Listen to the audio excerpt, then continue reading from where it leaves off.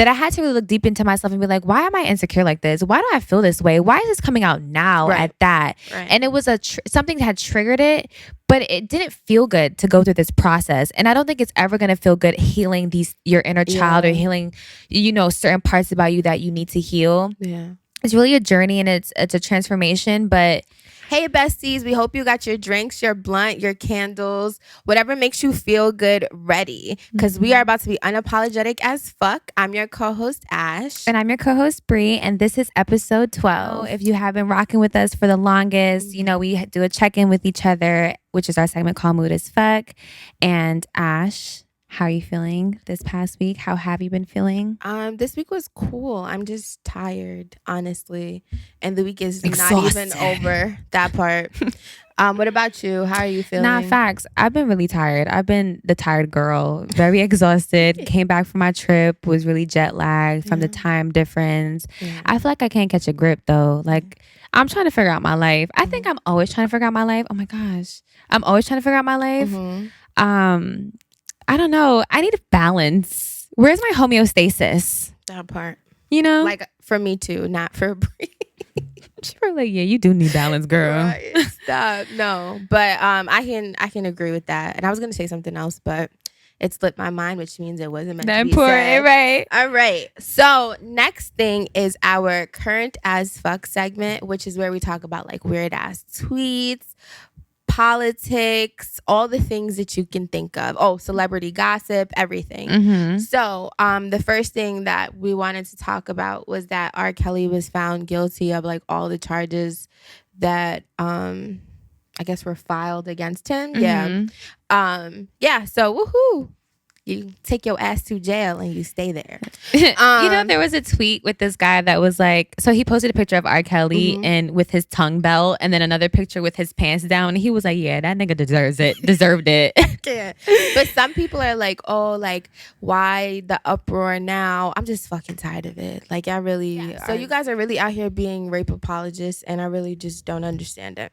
Yeah, I also saw that Bill Cosby was standing behind him I really saying, want to bring that up because I think it's just so crazy how things have happened over the years and the truths that are coming out. Because dang, I don't even know too much about that whole story because I don't read anything about R. Kelly or Bill Cosby. I just stay away from all of that. 100%. But yikes. And then one more thing is that girl, Azriel Clay.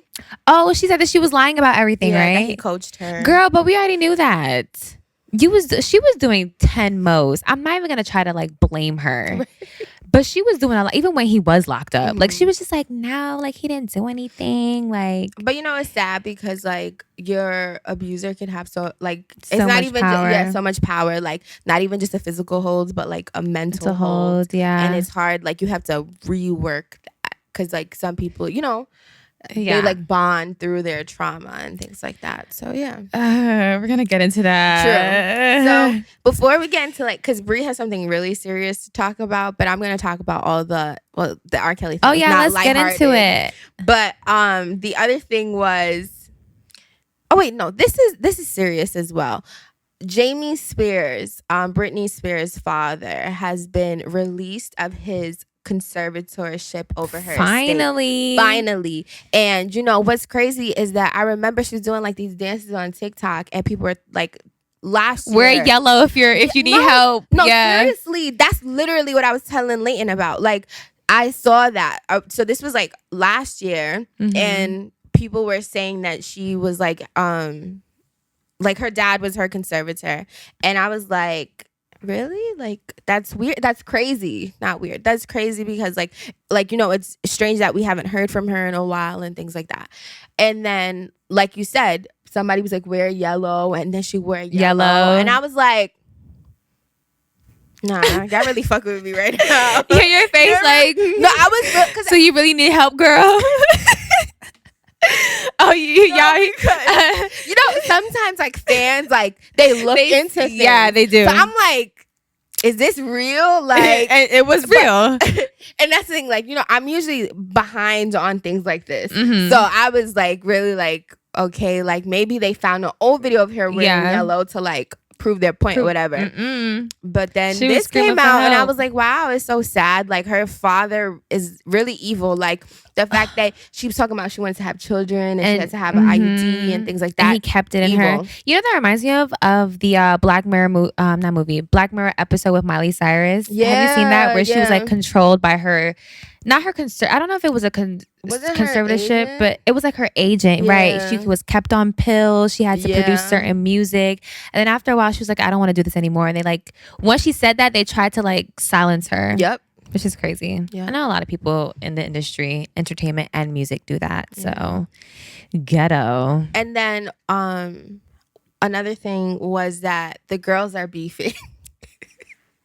The girls crying and throwing up at that are beefing. You guessed it right. Denzel Washington. As if they knew. They probably like, what you mean the girls? Denzel is a girl. No, but seriously, Denzel Washington and Meredith Grey, they've exchanged some words.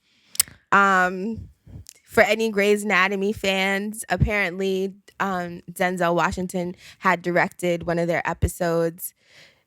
Meredith Grey did not follow his instructions. He was not happy about that. Oh my goodness. And she said, in her words, he went ham on her. And he doesn't even know where the bathroom is. So she felt the need. Like she said that they weren't able to film that episode without a fight. But you know, Twitter and all social media platforms like to get way that's actually out of left funny. field. That's not funny. No, seriously. The girls are beefing. They are. They are. But yeah, that's crazy. And then last thing is, you know, Miguel and Nas? Yes. They broke up, and it's so crazy because they've been together 17 years, but they've only been married for almost 3 years. And I'm starting to really feel like nothing she was tired of like I don't know. Oh, you think it was her? Like yeah. It probably was her, because I most of the time when situations like that happen, where like, okay, you don't have to follow like people's traditional way of things, but if you break up like after three years of marriage, I start to feel like, okay, maybe you wanted more and you were tired of him like going at his own pace. You get what I'm saying? Like Nikki Bella and John Cena. So yeah, that is true. And it's funny because why did he take that long to marry her? Yeah. You know what I mean? She was in his corner for mad long, on top of like him rising up to, you know, I actually thought they had an open relationship. Really? Because of the fact that they're both very sexual beings. Yeah. And I felt like with them being together for so long, they had to have someone come in or like had to have a couple of people come in. Yeah. Someone said that though. Someone said that like, I guess he wasn't able to keep it in his, allegedly he wasn't able to keep it in his pants, and she probably got tired of that. I'll be doing a whole because he wanted her to like deal with it. I don't know if that's true. That's just something I read like on Twitter. So. Right. I feel like Miguel be doing a whole bunch of stuff, but yeah, because you know, like, I'm not trying to be funny, but people like when you carry yourself that way, where it's like all vibes and grand rising and all that stuff, right? Like just expect crystals, just expect the fuckery. Yeah. No, and we're not shitting on people who like, you know, in the new age spirituality. Yes. That's your business. 100%. But we're just saying that his persona and how he is, and so super free, and especially the men. Yeah, he probably more so was like really into polygamy. Yeah, it's given like modern day hippie. Yeah. You know what I felt? I felt like after seeing that nothing lasts forever. And it made me think to myself about relationships that we carry, and like even getting into new relationships. Like a lot of the times we think to ourselves like, this is gonna be my person forever, and it doesn't end up like that. We make so much commitment for the end and for forever, and like I'm starting to think that now is true what they say, that we just have to enjoy people for their experience now, because everything is literally temporary. Even if you do decide to get married and have a relationship, one of y'all gonna die. That sounds so grim. It does. But it's like unless like some coincidental thing happens and they both pass away. Exactly. They both pass away at the same time, or like, you know, but like old age, sickness comes about, like nothing lasts forever. And it even brings me back to the fact that for example, Jason Derulo, Jason Derulo and his girlfriend, or I guess not girlfriend anymore, ex-girlfriend, Jenna Frooms, broke up as well. And they were together since the pandemic, I believe. She had a whole baby. Yeah. She created a post like 2 weeks ago or last week saying that they were so in love, and then he came out and was just like, her and I are not together anymore. A lot respect of our privacy. To keep their image. That is true. Somebody was like, she got tired of doing TikTok videos with you. Possibly. But again, that one wasn't really shocking to me. Yeah, but it reminds me again that like nothing lasts forever, and I kind of have to just get that out of my head now. Even just in general, when people are in relationships, and I'm not shitting on anybody who are in long lasting relationships, but like I'm starting not to believe in forever anymore with anything. Yeah. And I think it's me, like before I used to have that hope and have that like romanticizing of life and romanticism of life, but I just don't think it's a thing anymore. And people, another thing, and this is my last closing note, it's just like, I hate that people break up after the baby. Yeah. That sucks. But you know why? Because I think that pregnancy is like one of the most vulnerable times in like a relationship. And it's like if you don't treat your partner right in that time, like it comes even after postpartum. A lot of women go through postpartum depression. A lot of women go through so many different things. And then the person's just like, I don't give a fuck no more. Deuces. I'm on to the next. Yeah. I don't know. And they have to pick themselves up. And for the forever topic, like, I think it's just like, I don't look to anyone's relationship for like goals. Right. Because I feel like everyone has their own journey, and Nas and Miguel, they had their own journey. Like, this is just a speculation that I feel like, she wasn't happy with how things were dragging along, but maybe she was. And then, I don't know, something changed.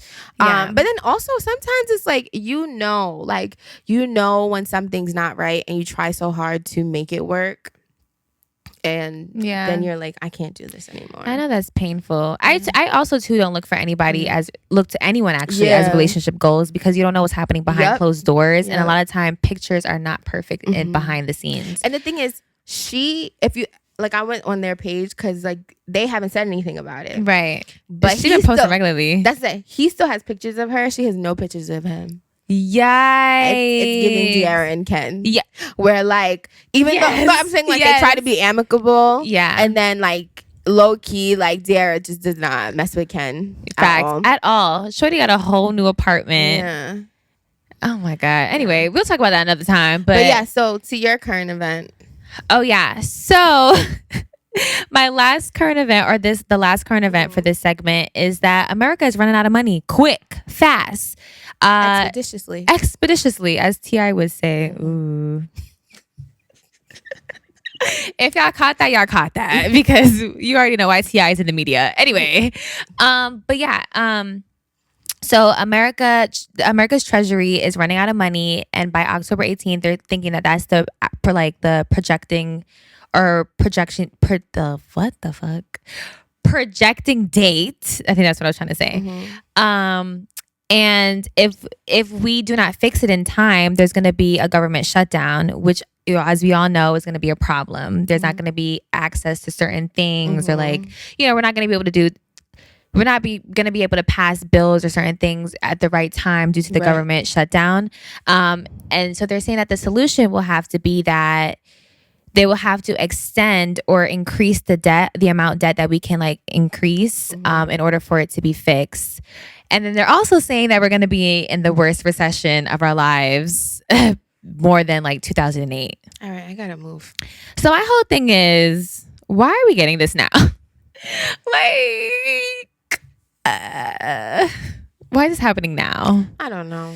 Ghetto. That part. Another thing that I've been researching about too is that IRS will be looking into our bank accounts. One, two, any so let's say your friends Cash App you, Zelle you, Venmo you. They're also going to be checking into that as well to see if it's above $600. I've heard them taxing businesses about this, but I don't know if they're going to tax like us working class people. I think it's for like people who I didn't like say are it. low key running a business like through Cash App and I stuff shouldn't like have that said working class people. That made no sense. But to avoid people who try to avoid paying taxes, right, like through Cash App, through Zelle, right, and stuff like that. Like, no, you're gonna pay. Right, but I also feel like that's like an invasion of privacy, though, and like how I get my money shouldn't be your, I guess, in their lens or like views. So they don't. They know. I get what you're saying. You know what I mean? Like I feel like Yeah. if they're gonna be able to look into our bank accounts and like look what type of look at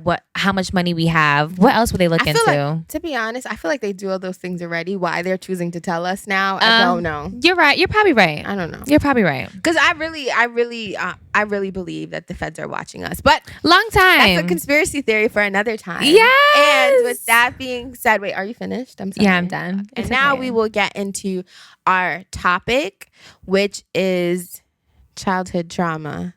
I really don't so down about saying that. I really don't even know like where to go with this, but I think go ahead. I'm gonna start. So to start this discussion off, we've seen it everywhere on all social media platforms that people are wanting to heal, and healing from what? Whether it's like childhood trauma, sexual trauma, issues from their environment. Like a whole bunch of different things. People have the term healing has become a very big thing now. I feel like it's important for us to discuss why we are the way we are, due to the fact that we're all trying to heal, and exactly from what? Even people who haven't went through a traumatic experience or a traumatic childhood, they're still trying to heal from something. So I wanted to have that discussion because, I'm having a brain fart. No, it's just I feel like it's a hard topic to like even open up because it's like it's gonna bring a lot of emotions. Right. So I guess we can start with I don't know. Like what okay, so like what's one thing that you've realized in your adulthood is a direct connection to your childhood, if that makes sense? Oh my gosh, that's a good one. Dang girl, we finna get deep. I think that okay, so from my childhood, I lack trust. I lack not even lacked, but I lack, so I don't trust easily. I don't know what a healthy relationship looks like. So when I get into relationships or when I deal with people, I don't know how to like properly keep it healthy, I guess. There's so many different things. I have to like really dig deep. I should have journaled this morning. But even like abandonment issues from me not having my dad in my life really, and we're working on a relationship now, but my mom was a single parent and like, you know, she was raising me, she was raising my sister. And I felt like I had to like chase after my dad, not even chase after him, but we didn't have a relationship. So us not having a relationship, like I was left out and alone for certain things that my mom couldn't teach me that maybe my dad could have taught me. What about you? Because I have to really think. I think that one, like my communication skills sometimes is like a direct like connection to my childhood. So I feel like one of the main things that I like wanted to work on in therapy was my communication or like lack thereof. And I have realized that I don't like to part of the reason I have a difficult time communicating is because of the way that my parents communicate or communicated, I should say. And even though I didn't necessarily want to be that way, I didn't realize I was that way until like it was too late. And even the way that, you know, I kind of deal with my relationship in terms of like, like emotions and stuff like that. I feel like that's also like a direct connection to my childhood and like what I witnessed like within my parents' relationship. And it was just like, you know, my parents got together when they were young. So they had to like grow up together, and then they had me young. They had my brother like fairly young, but they had me really young. So like I was also in a relationship young, and again, like it's like trying to transform from like a childish relationship to like an adult one. I was lucky enough to not have to like also raise a kid throughout that process, but like my parents did not. They were like kids themselves trying to like figure their own lives out while being together, while having to raise me, and then like having to raise my brother, and like never having the opportunity to figure it out. And I think that now, like, you know, they're working on it, but at the same time, like that's hard. And I have picked up on things, being that one, I'm the eldest, and then also like just being witness to their relationship. That's one thing. I have also realized that like communication is hard for me because when I was younger, I was bullied, and I would say people bullied me. Okay, so the reason that they said they bullied me was because of like me being super sensitive. I don't feel like that's those why. Ghetto ass gremlins. Yeah. Please don't get canceled, because you know we have to be very. No, I don't care, because I don't care. Nope, ghetto ass gremlins, because I also too was bullied. Yeah, in but elementary school. Yeah, I was definitely bullied because of my emotions. Like I cried a lot, and I don't know why. I never really knew how to like not that at that time I feel like I did somewhat know how to communicate how I was feeling, but at the same time, like I cried a lot. So like if you hurt my feelings, the first thing I would do was cry. Other people were not like that, understandably so, but I was. And I had friends who like just picked on me for being sensitive, and then picked on me for like other things. They would lie and say that my breath stank, and which it didn't, because I brush my teeth and my tongue and I floss. But no, seriously. But like, and I like one of the most horrible things that I do remember was like they had like X'd me out of like the friend group. So like they were all not talking to me. Kids are so and it mean. was like, yeah, and it was like I'm talking about like 6 girls like not talking to me. And then they put on like this show and like sang a song about me. So like with that being said, that really played a part in how I deal with my emotions even now, and like reworking that. Because one, I don't like to show, I still cry a lot, but I don't like to show any indication that I'm weak. So like even if I'm crying, like that doesn't mean that you can like mess with me. And I will tell you about yourself. But also like I would not open up about how I feel, because I feel like it's stupid. And it's not stupid. I'm just saying that that's how I feel. So like one of the things I've been working on in therapy is like, yes, I can feel my feelings, but that's not all I should do. Yeah. And I should like, you know, communicate how I'm feeling. But like I don't even like, I have a hard time like talking about it. I have a hard time journaling about it. I feel like journaling is such a great idea, but when I do it, I feel stupid. Like any type of indication that I'm being vulnerable, I do not like. I do not like. It makes me feel uncomfortable. It makes me feel exposed. I hate it. So like what I do is I'll cry about it, but then I won't talk about it at all. I'll move on like it never happened, which is not healthy. Yeah, I was gonna say that it's not that healthy to do. Yeah. So that's like one. You talking about communication actually unlocked a lot of like memories and thoughts that I was supposed to say. But I too I struggle with my communication as well, because when you ever, if you're West Indian, or even like, I can't even say this for like people with African parents, or even just strict parents, like you ever started crying about something and they'd be like, what are you crying for? Do you want me to give you something to cry for? So my mom used to do that like a lot, and or not even a lot, but like whenever I used to have like, you know, sadness or I was crying, and that pushed me to not want to express my feelings.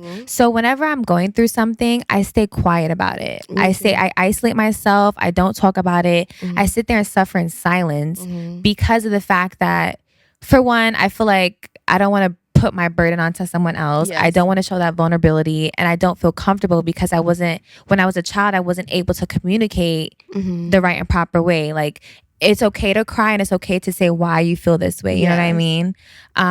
So yeah, I struggle with that a lot. I isolate myself. I don't talk to nobody. And then I'll sit there again, suffer in silence. And then when I'm ready to talk about it, like that'll be weeks later. And I'll just be like, okay, we can talk about it now. Right. And that's not good at all. Yeah. And you know, I feel like my parents used to tell me all the time, like, there's nothing under the sun that you can't tell me. Oh my goodness. But it's like, I felt like that was not true. I feel like I could do that now, but I definitely didn't feel like that then. And I feel like another thing that you said that reminded me of something was like, okay, so like I would be crying, like, so I was bullied by these girls, but then I was also like, I wouldn't say bullied, but there was also this girl who was not nice to me, and then like her mom used to like pick her battles and like would tell her to like say things to me. Her mother? Yes. And my mom like did not like it, understandably so. But I remember my mom wanted me to like communicate like how I was feeling, and she was like getting mad because I was crying and she did not know why, and like she was getting frustrated by me like not wanting to communicate. And that's another thing. I feel like sometimes your kids are like, you know, you don't know what's going on, or you don't like, sometimes your kid could just be very different from you, and like maybe nothing happened to them and they're just like they don't like to talk about it, and instead of kind of like guiding them out of it, you're like getting mad at them for it. And it's like, how do you feel like that is going to make me want to talk to you? You know what I'm saying? Like, so yeah, I just feel like again, it's not to like excuse like what our parents did. I think that it's just like they were trying to figure it out.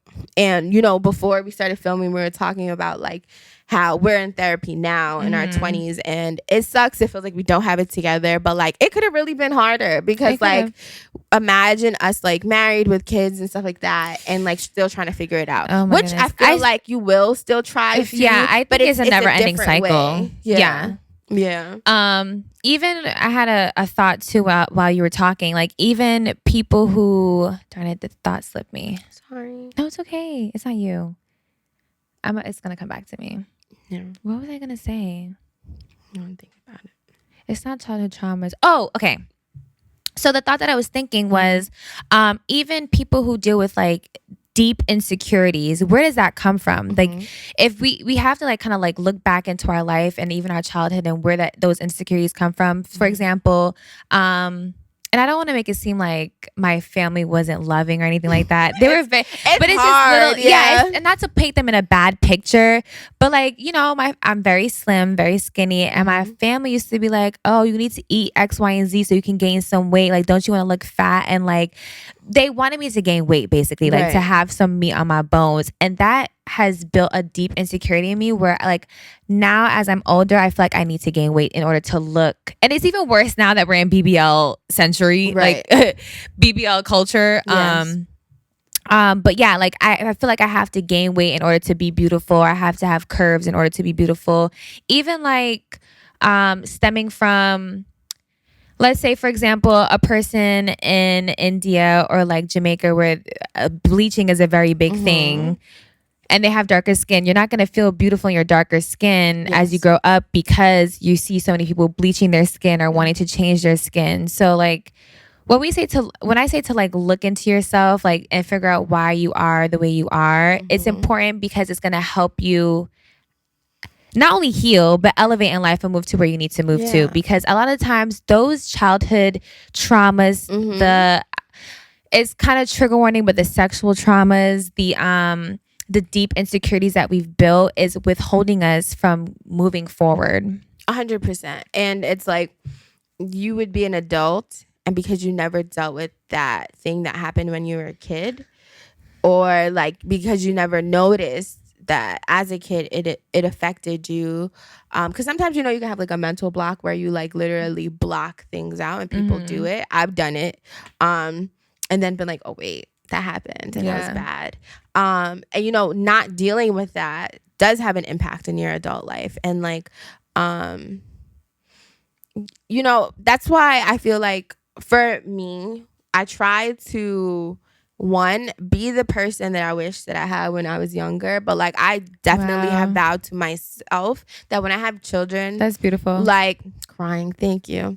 But I've vowed to myself that when I have children, like, I feel like, okay, yes, you may never be prepared, but I would really work hard to try to avoid things them having to like go to therapy for like traumatic situations. And it may sound like, oh, you can't do that, but like I would want to help them, like help guide them in like things that I wish that I had when I was younger. I feel like my parents, they've done a lot better in my like teenage to adult years, and I have a stronger relationship with them now where I can literally tell them anything and I don't feel judged and things like that. But it took some time to get there, and it took them having to be like, okay, like that form of parenting was wrong, let's do something else. And I don't really want to do that. Like, you know, my parents, like, they made sure that we were well fed, clothed, we went on vacations,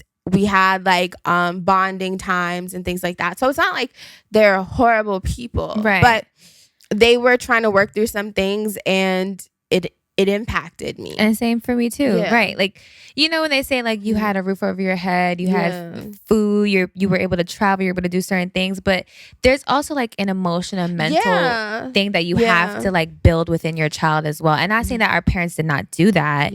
It's just more so like now that we're older, we can see that is something that's very important and detrimental. Yes. Like I remember, like I used to be very like outspoken and very bold, and like somewhere along the lines that changed. My mom would always be like, oh, like what happened to that girl? Like when I was 5 years old, I won a pageant at school with my 2 front teeth missing. So like that's the joke in my family, like, oh, like where is that girl? And I truly don't know where she went, what happened to her. And in some ways I am that girl.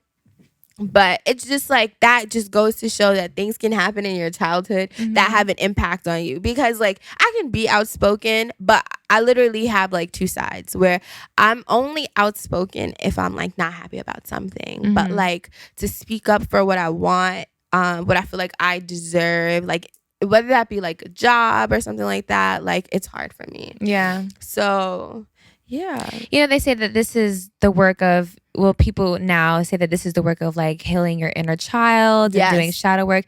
This is my last thing I'm going to say, but this year I feel like has been such a transforming year for me because a lot of things that were kept inside of me that I didn't even know that I had came out this year. Like I realized that I was jealous, or I realized that I compared myself a lot. I realized I had certain insecurities that I had to really look deep into myself and be like, why am I insecure like this? Why do I feel this way? Why is this coming out now at that? And it was something that had triggered it, but it didn't feel good to go through this process. And I don't think it's ever going to feel good healing your inner child or healing, you know, certain parts about you that you need to heal.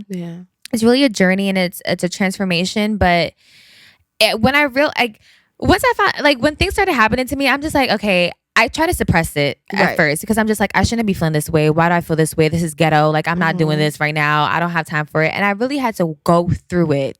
And I had to cry as much as possible. I had to reflect a lot. And then I had to realize, okay, this happened. This is why it's happening, or this is why I feel the way I feel. And then how I'm going to move forward. What am I going to do next? And like, what wisdom am I going to use to move forward? And healing can be very like ugly, for lack of a better word. So ugly, because it's a lot. Like, you know, like Bree said, you're crying, you're upset, you're trying to like understand why this happened, and like so much suppression. 100%. I had a situation where I had like blocked it out mentally, and I didn't realize. And then one day, like I couldn't sleep, and I just kept remembering like this happened, and it was just like, that's so weird because it happened like so long ago that you're like, like why is this popping up in my mind now? Because something triggered it, and it was an unlocked memory or something that you suppressed in the back of your mind. But then something happened, and you like, okay, why do I feel so bothered by this? And then you have to really dig deep into yourself and be like, and I feel like that's me with a lot of my emotions. Like I feel like I have blocked out a lot. Some of it like more blocked out than others, but I really don't remember it. And some of the things is just like, oh, like damn, like that was cringeworthy. No, like, yeah, I why, agree. Why did I do that? Why did I handle it like that? I blocked out so many things that my memory is not that great anymore. Yeah, in terms same. of like when people tell me that certain things happened, I'd be like, I don't remember that. Or like, because I suppressed so many different things. And I've been working on trying not to suppress things, obviously, because we're both like we're in therapy and trying to get ourselves together. But it's tough. Yeah. But sometimes also like your mind is just going that you don't even have time to think about like that one particular thing because you're like so focused on everything else. So it's like your flight or fight response. Yeah. Right? Fight or flight. Fight or flight. Fight or flight. Yeah. That's what I said, but I said flight or fight. Yeah. Okay. It just sounded I've been having brain farts all day, y'all. I've been a hot ass mess. No, but yes. That. So, yeah, it's just like it's not easy at all. And it's like, damn, I really blocked that out. But do you have anything else that you want to say? Yeah, just my last closing statement is like, do not be afraid to go through this transition of healing or figure out why you are the way you are and what triggers you. I think once you figure out what triggers you, what things that you need to work on within yourself and what things that has happened in your past, whether it's from childhood or something, painful,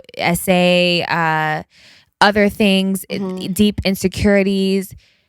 In order to move forward, you have to work on those things first. Yes. And I think it's great that everyone is trying to heal themselves. I think that's what we need as a society, that, we all went through a lot of traumatic experiences, whether even if it wasn't from your childhood. In adulthood, we go through traumatic ass experiences. And I think it's important for us to like dig deep, find out those things and heal and push forward. Yeah. And what I will say is that, sometimes therapy is like it's a form of privilege. But when you can have the access to therapy, I would definitely suggest that you do so. I feel like therapy is extremely important. I've always felt that way. Just felt like it was a hard thing to do that I wasn't always ready for. And I've had like 2 therapists. I have the current one and I had one before. And with my old therapist, I was not ready to do the work. And, I was talking to my current therapist about that like last week, where I was telling her like, I'm very good at making it seem like you know everything about me when truly you know nothing. You know nothing of what I'm thinking. I'm like very good at that. And I did that to my old therapist because one, I would only focus on like what was happening in the now. And if something wasn't necessarily bothering me right now, I didn't bring it up. Yeah. But it's like, with this therapist, I had to say, like, I'm going to start from, like, the day that the doctor smacked me on my ass and I cried. Like, yeah. But, yeah, seriously. And it's like, you have to do the work. Like, therapy is not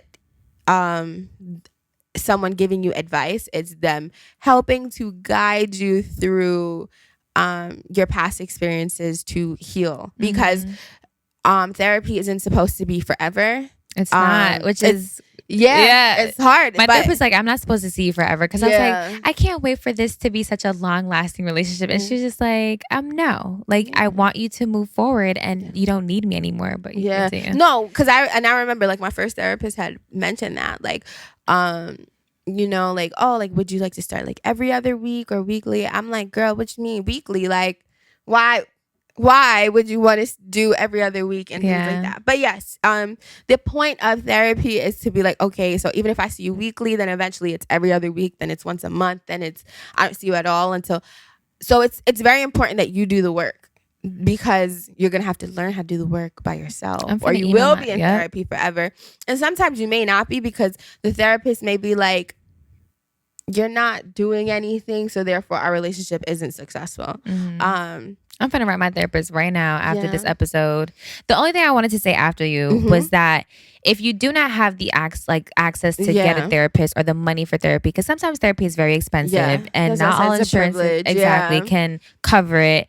I would say there are other ways in terms of like journaling, doing videos of yourself, having, those 2 people in your corner that really can listen to you and don't mind listening to you or giving you advice. A lot of the advice can be subjective because they know you and it can be biased, but at the same time, it's a start. There are people in your life that are therapists, low key. And the only difference between them is that they give advice and therapists are not supposed to give advice. And they're not licensed, obviously. They don't know the coping mechanisms, but sometimes they're very helpful. And I think that, you know, if you are going to vent to someone, make sure that it is someone that can, like, even if they do have a certain bias to you, like, at least try to make sure that they are capable of being indifferent. Like, I have friends that I care for and you know, that they'll talk to me, but like, if my friend is right, I'll tell her, and if she's wrong, I'll tell her.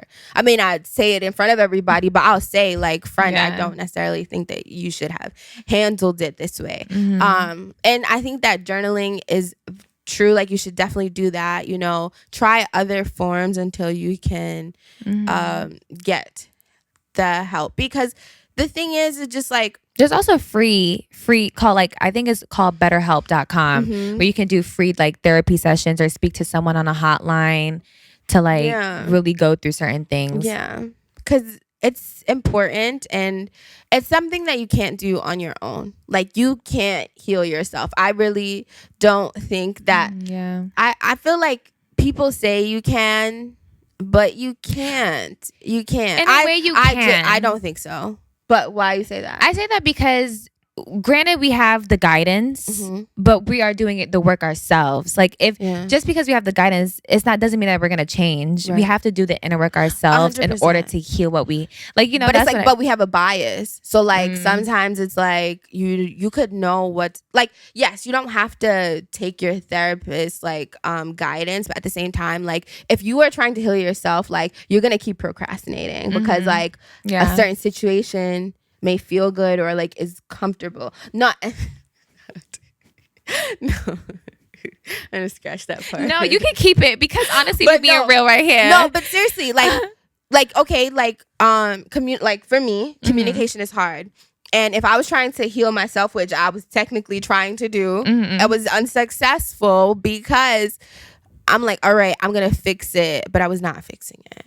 I was not fixing it because I was still seeing it in a certain light. I hear what you're saying. Yeah. So, you know, when people are like, oh, like, I got it, or I can do, I just don't. Like, even if you don't have to go to therapy forever, but even if you do like 1 or 2 sessions, just so like someone else is helping you look at the situation differently, like, I feel like that's important. People go to therapy in waves or in like sections of their lives. Like, I know this one person went to therapy for like her early 20s and stopped going to therapy because she felt like she was good enough, or not good enough, but good to cope with certain things. And then she went back to therapy in her 30s because she got pregnant and she was worried about like the journey of pregnancy and being a mom, and she had so much like anxiety. So it doesn't have to be forever, and it doesn't have to be like on a weekly basis, and it can be waves. It's different. Like, sometimes you may need help with like one specific situation. You don't need help with your whole life. Maybe your parents were good and then like you went to college. That's that. Like, literally. So yes, I think that what's important is to try to get help. And like we said, there are different forms. Therapy would be like the ultimate form, but like journaling, talking to someone that you know isn't biased. I always recommend like maybe someone who may be a little bit older, and I say that because they have like they have more experience than you do. But then it can also be a thin line because it's like they may, like, it's hard, but you can find that person. Because I feel like with people your age, it's like they only know what you know. Yeah, facts. So it's like, but then at the same time, not really, because there are a lot of people who went through different stuff where they had to like, so yes, mature a little bit faster. So I would say someone who is wise. Right. Doesn't matter wisdom. the age. Someone who is wise. So yes. That's it. Yeah. So we hope that you enjoyed this episode. We hope that you're able to like take what we said and like kind of look into yourself and see how you can apply it to yourself, because healing is also being unapologetically at yourself, or unapologetic as fuck. And thank you for watching episode 12, and we hope to see you in episode 13. Bye. Later.